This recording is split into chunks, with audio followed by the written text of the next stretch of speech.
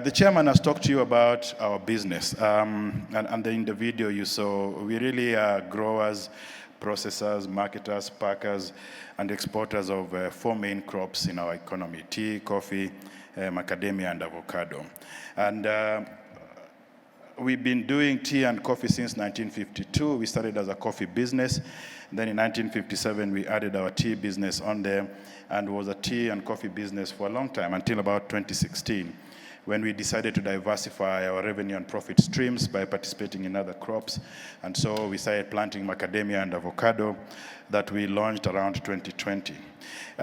You'll see when I talk about the strategy that's something we want to continue doing. If you could go back, please, just one slide, that we will continue doing in terms of what drives our business. On the right-hand side is the key pillars that we use to run this business. It's important to talk about them because I think everywhere we mention this. For me, it's just also a way of reporting back how we are doing against those strategic pillars. The first one is diversification. What that talks to is the essence of growing these crops. So looking for more crops to help us drive more growth and more revenue and profit as well. We are doing some good things there, and very soon we'll be unveiling what those plans look like. Number two is, in pursuance of growth, we are seeking as well like-minded organizations that we can do joint ventures with, we can partner with, or we can acquire outrightly to help us drive the goals that we have to become the continent's top agribusiness. That acquisition will be driven by either skill we don't have or competencies and crops that we don't have in the agricultural space. And there's some projects in there you may have seen in the news as our participation in some of those. When they do happen, we'll let you know. The third pillar is why we are here today, the basis of our business, the bedrocking of everything that we do on the ESG platform, and driving the SDGs, the ones we've chosen to go and cut across everything that we do in our business. Number four rather, is using technology to help us to drive efficiency, but also to reduce costs. You saw us show you things like application of fertilizer using drones.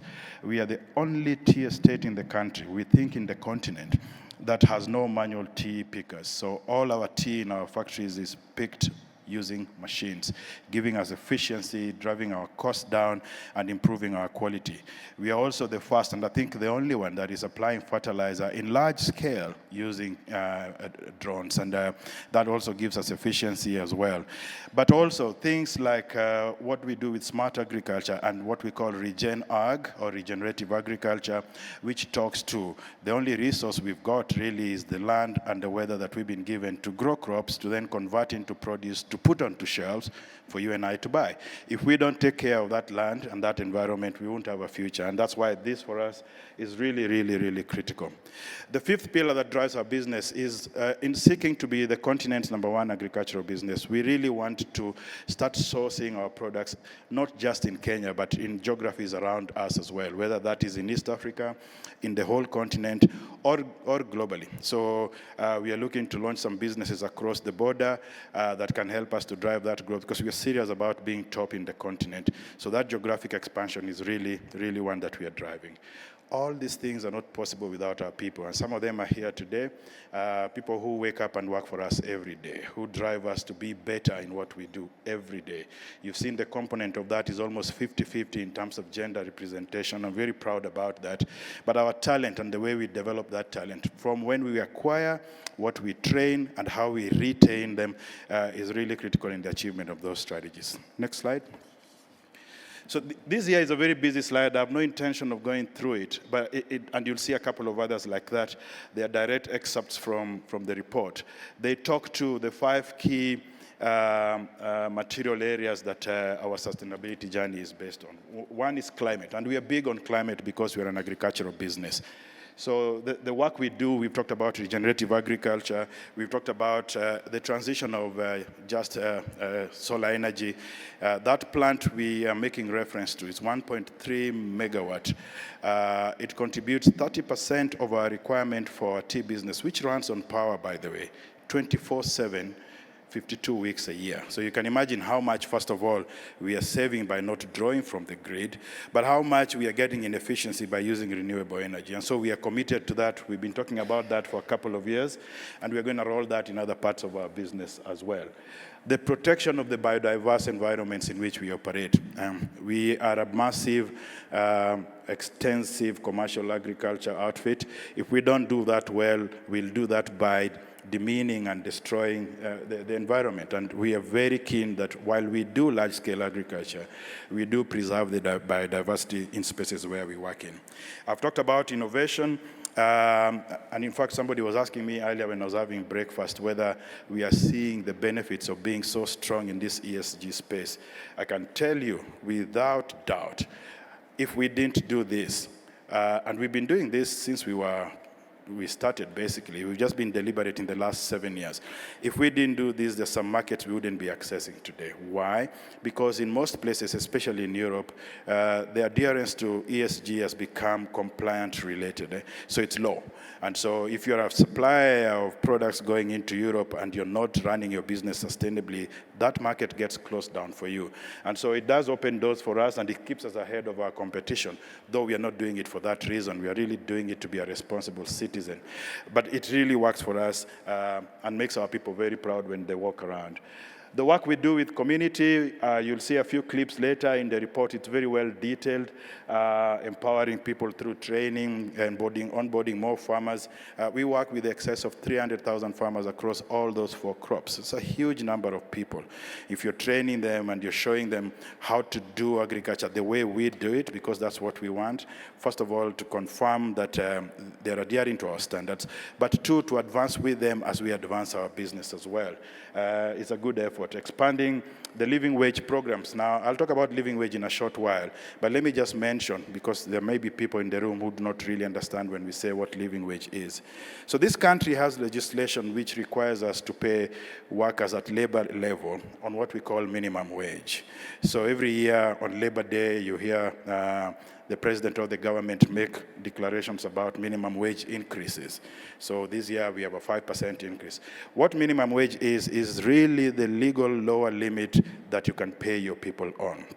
But what we've seen in our study is it's not enough for people to live on. And so we've moved towards a global standard called living wage, which is to pay your people enough for them to live on. The gap between minimum wage and living wage is about 11,000 shillings. So minimum wage is sitting at about 20 or just under 20. Proper living wage is about 31, 32, thereabout. We have started the journey to close that gap. When you have almost 3,000 employees, that's not the easiest thing to do. But if you don't start, you don't show that commitment to your people, ever really more profit to be able to do that, then it just becomes something you talk about and you never really achieve. The work we do with our employees can't be overemphasized.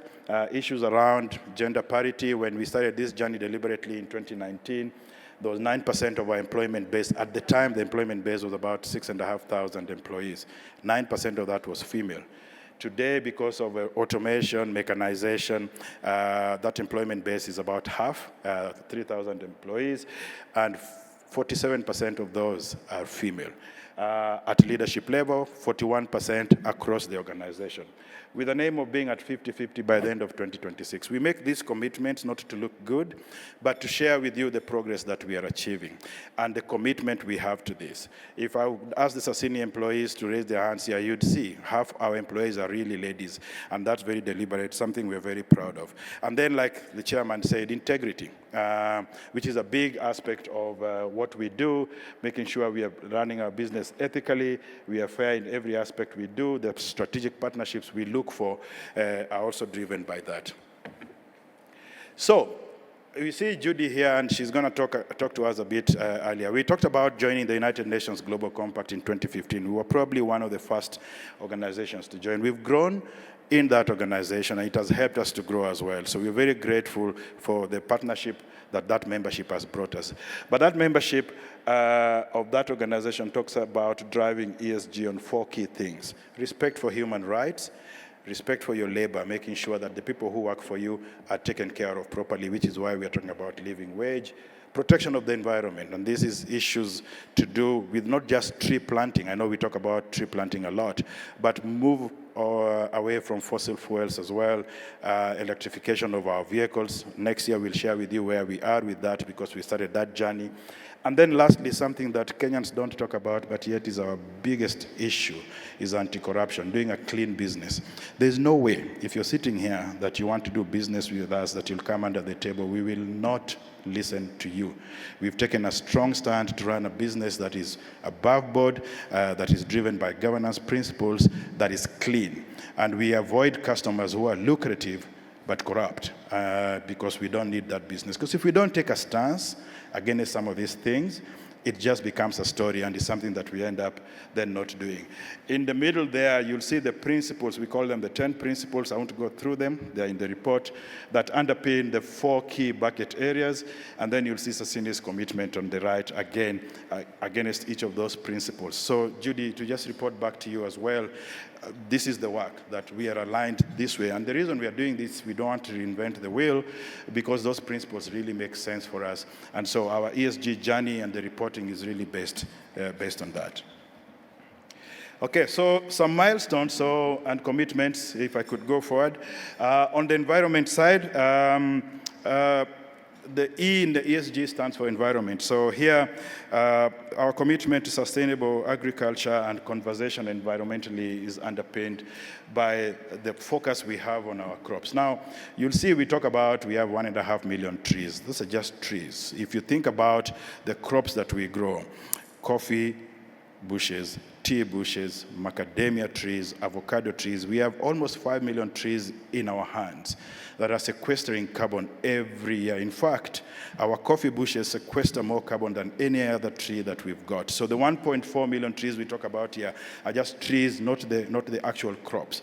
But we made a commitment next year to start measuring those crops as well and report on that number, because I think it's important because of the work they do in removing harmful carbon from the environment. But while doing that is to expand our tree population towards 3 million as well. And the tree help us in our plantations, first of all, for just beauty, but most importantly, for the aspect of carbon removals as well. If that graph on the right-hand side there shows you the progression from 2022 with how much waste we were directing to landfill and how we've reduced that to 2024. Landfill is when you just take waste and you put it sort of like in the ground without caring what it does. That's really, really harmful. It talks to that commitment. We want to clean that to zero. And our move to renewable energy is unstoppable. So we started in the tea business. We're going to go forward in the coffee business as well, in the avocado and macadamia setups that we've got, to ensure that we can use the solar energy or more renewable energy to drive our operations. We have also started a project to transition our fleet to EVs, and we are working with local partners who are already producing this and are working with us to see if they can supply us with durable electric vehicles, especially in the transportation of our crops, tea, coffee, macadamia from our farmers, and avocado as well. The S stands for social. Again, this just pulls out a few things that we're doing on the social space. The report has a lot more detail. The living wage work is top of that. We are very, very proud of that. The fact that this is the second year in a row we are paying living wages in our tea business, which is our biggest business. A lot of people question why we start with the tea, because it's the biggest and the impact is bigger when we roll out programs there. The intention is for that to go into all our divisions as well. The work with diversity, I think that's really, really cool to see that at 47%. We want to get to 50. And let me add, getting these numbers is not about removing men from our employment base. The people wonder when you grow these numbers of ladies in your business, people think you're now removing men. We've done this without losing one male for the purpose of replacing him with a female. So it's just being deliberate in when you get opportunities, when you grow and you need more employees, you go and you're deliberate about looking for ladies to come and work for you, and they're there. Don't let your HR tell you, oh, we are struggling to find ladies, or we can't list when they bring you interviews of 4 people, they're all 4 males that they can't find. Just refuse to interview if you don't have ladies being considered. then you'll achieve those results that we are seeing there. So that really is good. And then that graph on the right talks to the number of farmers we are training on an annual basis. We track this because it's important for us. We feel though the number is good, it's still very low at 15,000. But, and now we're going to start tracking next year how many of those are women and young people as well, because that's where the focus is going forward. And then lastly on governance, again, governance is, because for us it's what runs our business. We don't really brag about it because we have to do this. But you can see right from things like training the board on governance issues every year, on issues to do with ESG. An important one is the number of corruption cases we get reported. We have a very robust whistleblower program and strategy that helps us to know when people are doing the wrong thing. The target is 0, really. So we were not happy in 2023. There were 2 cases there that we caught very early and dealt with, and we have to report that. And then the gender balances, especially in the directors here and the senior management, so that you start to see. The directors, we still have a bit of time to go, because we want to get to about 40. That happens when we get progression and succession plans in the board as well. The next 2 slides are really detailed. Again, it takes each of those 9 SDGs that we've committed to. It talks to what the SDG target and indicator is, what our commitments are, and where we've got milestones. I suggest you read this in the report because then it will take quite a long time. I just wanted to show here that this detail and summary around each of the 9 SDGs, if you move to the next slide, is a continuation of the same. On every area, we have targets that are driven not by us, but by the SDG indicator through the United Nations Global Compact, and we align ourselves with those, and we show commitments with what we are doing there as well. And then, what's ahead? So, the chairman talked about net zero. Let me try and explain this in a nice way. Net zero simply means carbon is one of the most harmful things in our environment towards achieving sustainability. So if you are emitting carbon through CO2, and you emit CO2 in tons, you need to be removing the same carbon in tons as well. If you're emitting more than you're removing, you're harmful. If you're removing more than you're emitting, you're helpful. So our net zero then means that you're balanced. You're removing as much as you're emitting. Very difficult to achieve, which is the reason why we must do it. Because this is the single most, those of us who've been around in the 1980s, we were talking about the depletion of the ozone layer. Okay? If you remember, the ozone layer is the protective layer that keeps us safe in the environment where we are. CO2 is a direct harmful greenhouse gas that if we don't reduce emissions off and measure those reductions, we will be doing our children the disservice of leaving them a world that is not as good as we found. And that's the issue. I keep saying this every time I stand in front of you. This generation, excluding them, sitting here, you and I, are the generation that have been responsible for messing this world more than anybody else since creation. And we do nothing about it. And we feel good when we drive around and throw banana peels out of our car windows, cigarette butts out of the car, and we think that we are bad leaders. We are those leaders. If we don't take the personal commitment to make these changes ourselves, these children have no future. And so, our commitment and our call for you is just on one aspect of planting trees. It's just one. But treat your sisters well as well. Think about your mom when you're treating a female colleague badly at work. Think about your children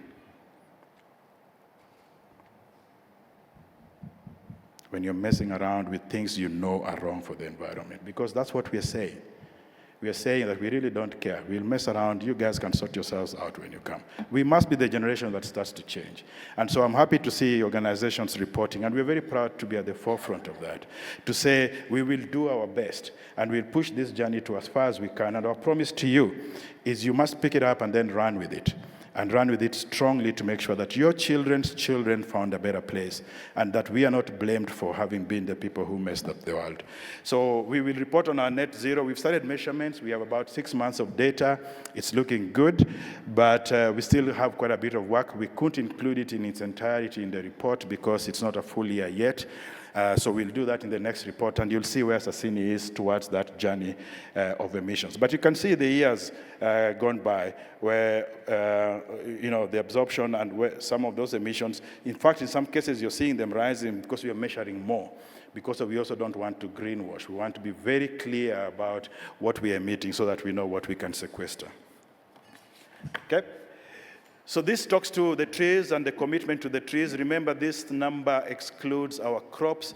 If you include our crops, we're already at 5 million, and our crops are doing more to sequester than our trees. But we want trees specifically because there's a buzz around planting trees, and there's also a very direct link towards the effect of trees on carbon removal.